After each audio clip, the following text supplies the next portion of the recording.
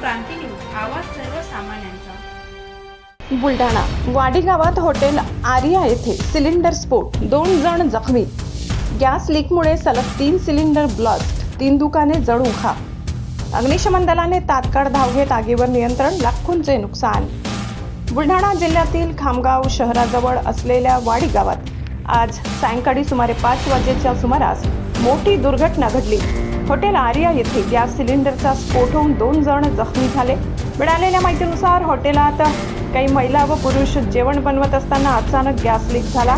यानंतर गॅसने पेट घेतला आणि एकामागून एक अशा 3 सिलेंडरचा भीषण स्फोट झाला। या स्फोटाचा परिणाम शेजारील कार्पेट दुकान व टेलरिंग दुकानावरही झाला। आगीने क्षणात भीषण रूप धारण करत 3 दुकाने पूर्णपणे जळून खाक झाली।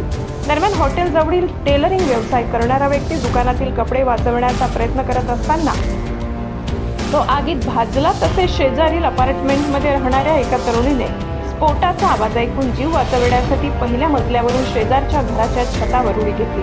मात्र तोल जाऊन पडल्याने तिच्या चेहऱ्याला गंभीर दुखापत झाली असून जबडा फ्रॅक्चर झाला। घटनेची माहिती मिळताच अग्निशमन दलाला तात्काळ पाचारण करण्यात आले। अग्निशमन दलाच्या जवानांनी घटनास्थळी धाव घेत आगीवर नियंत्रण मिळविले। दोन्ही जखमींना खामगाव येथील खासगी रुग्णालयात उपचारासाठी दाखल करण्यात आले। या आगीत 3ही दुकानांचे मिळून लाखो रुपयांचे नुकसान झाल्याचा प्राथमिक अंदाज व्यक्त करण्यात येत आहे। महाराष्ट्र क्रांती न्यूजसाठी अकोला जिल्हा प्रतिनिधी इम्रान खान। अशाच नवनवीन बातम्या पाहण्यासाठी आमच्या महाराष्ट्र क्रांती न्यूज या YouTube चॅनलला लाईक करा, सबस्क्राईब करा आणि बेल आयकॉनला प्रेस करा।